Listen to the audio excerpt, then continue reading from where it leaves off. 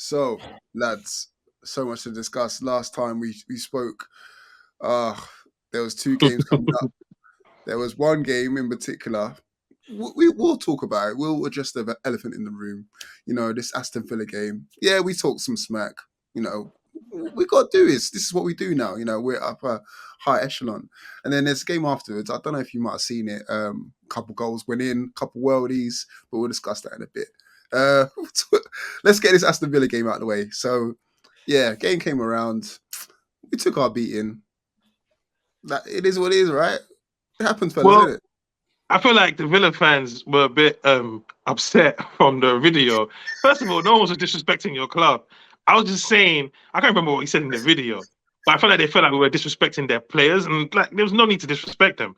And at the end of the Yeah. day, I appreciated the ass whooping because I remember I said in the group, I'm not too confident in this game because we have to respect these men are on crud, and I just felt because they were at home, we can't. Do you know what I mean? We've been to three. It was our third away game. I felt like that man would be homesick. And you know what? Thank you, Villa fans, man. That arse whooping was mwah, We because needed that. We needed humbling a little bit. We needed because I humbling. knew when we came home, whoever was coming after that was gonna feel it. So You know what I Villa, mean? here's the thing, yeah. You might think it was 6-1 to Tottenham. No. We gave Tottenham the 3. We forgot to give you, man. You understand? So Tottenham fans, blame Villa for that house whooping because we forgot Yeah, to score exactly. against them. So we gave it to you, man. Exactly. Took out you Amen. lot. You can have it, Villa fans. Look, you can have it. Appreciate it. You done your thing. Cool. But there's only one team out of the two of us that are in Champions League positions. I'm just saying. You took your win. Well done. Congratulations. Thanks for clipping us up because it just helped with the subs and the views and stuff. So cheers for that, whoever did that. But at the same time, we still gave Spurs the arse whipping that we should have gave you lot. Maybe next season. But yeah, Pete, I'm sure you got something to say on that as well, innit? Yeah. Look, I've been very vocal. I was at the game. I was at Villa Park. They were class. From minute one, I had no doubts that they were gonna win the game. Brother, it was like watching Newcastle. Yeah, it genuinely was. It was a Newcastle-esque type performance. And you know what? When a team plays like that, and we know because we saw it yesterday, when a team plays like that, you know that they're going to win the game. And look, I've been really vocal and open and honest with a lot of Villa fans. A lot of Villa fans don't want to hear it. They just want to kind of throw shade on us, and that's fine. No problem. We'll take that shade sitting in third position. Amen to that, brother. But yeah, that's absolutely fine. But I asked myself the question in the build-up to this game with Spurs. I thought to myself, is this a great Villa performance, or is this Newcastle having an off day and Villa taking advantage? And I felt that Spurs was going to give me the answer to that. And it did. The answer was that Newcastle had an off day and Villa took advantage because Villa went to Brentford and were shite and were lucky to get a point, where we went there and got 3 points the week before, and Newcastle then put the sword to Tottenham Hotspur. Wait, Pete, you don't want them to hate them. You don't want them to hate you even more, do you? Like, I don't relax. care. I don't care about Aston Villa. I don't care at all about their opinions. They can come in the chat and throw all these things on all they want. I don't care. They're a good team. They're playing well. But at some point, right, they're getting above their station because they're kind of pointing the finger at us and telling us Isaac shit, Botman shit, shit. Relax. We're the best defensive record in the Premier League. Isaac, in 15 starts or 15 games this season, has scored 10 goals, right? Only Erling Haaland has got a better score record than him. Like, don't chat to me about this rubbish. You're not telling me that Watkins has had games where he's done nothing, like Saturday. You're having a laugh. No chance. But look, we don't want to make it about Villa. Look, Villa are doing well. They'll get Europe, and they fully deserve it. They've had a great run. 100. Like, we're not shitting on them, but like this hype that they've been giving us all week. Like we said at the time, is it their cup final the way they responded? They responded like they won a trophy. And it is. It's their cup final. They got a point in Brentford. Nothing. I can't hear a pin drop. I can hear a pin drop, with regards to their talk after the Brentford game. Because it's all gone silent. Okay. They might get European football. Great. They deserve it. But don't come to me and start telling me that our players are crap when we've been doing it all season. And we're putting the supposed top 6 Tottenham to the sword. Like, nah, we did it to Man United. A couple of weeks earlier, we put 5 past West Ham. We beat Brentford, who hadn't been beaten since September. We've been on crud this season. Exactly. Every great team is allowed an off day, and it was very, very clear by our reaction on Sunday that it was an off day.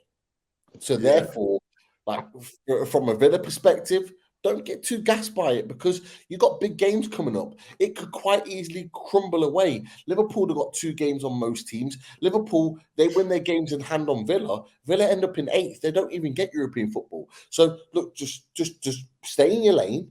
Stay confident. Keep doing what you're doing. You might get European football. If you do, you deserve it. But don't come pointing fingers at Newcastle because for me, like we've already proven that we deserve to be at the table for the top 4. We proved it on Sunday as well. And it was an off day. Clear and simple for me.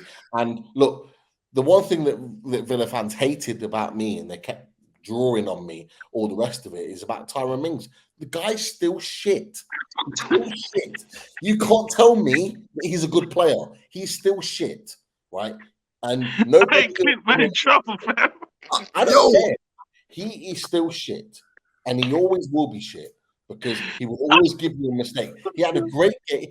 I say great game against Newcastle on their off day.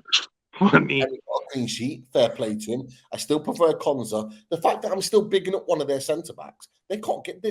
They literally lose their mind. They're like, Konza, he ain't that good. I'm rating him. I'm saying I rated Konza.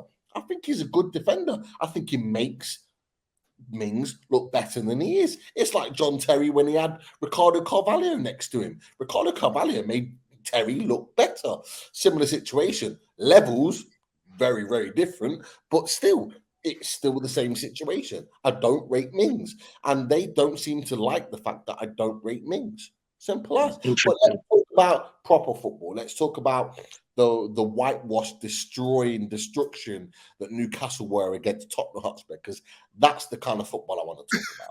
Wait there, before that, I just want to put a disclaimer out there. Pete's just, he's gearing up to a big game on the weekend. That's the reason why he's feeling so energetic and so hyper. So, Look, this is me. This is oh, me. okay. All right. This is me. You ain't ever gonna get out of me that Mings is a good player. I tried. Mings is shit. Mings is shit, and he will always be shit. Villa, however, oh god, decide quite honestly deserve European football. 100%. Yeah. Ollie Watkins, he is a good player. I tell you what, we didn't big up enough, and we didn't really even talk about him before the game. Douglas Luiz. I tell you what, he is a player. I thought it was just a foul merchant them times. I just thought he used to just get yellow cards, but flipping now. He keeps that midfield ticking, boy. He nearly went to Arsenal last year, and it was, I think it was like a 20, they were arguing between a 20, 25 million bid. And I was kind of like, Arsenal? Douglas Luiz? Really?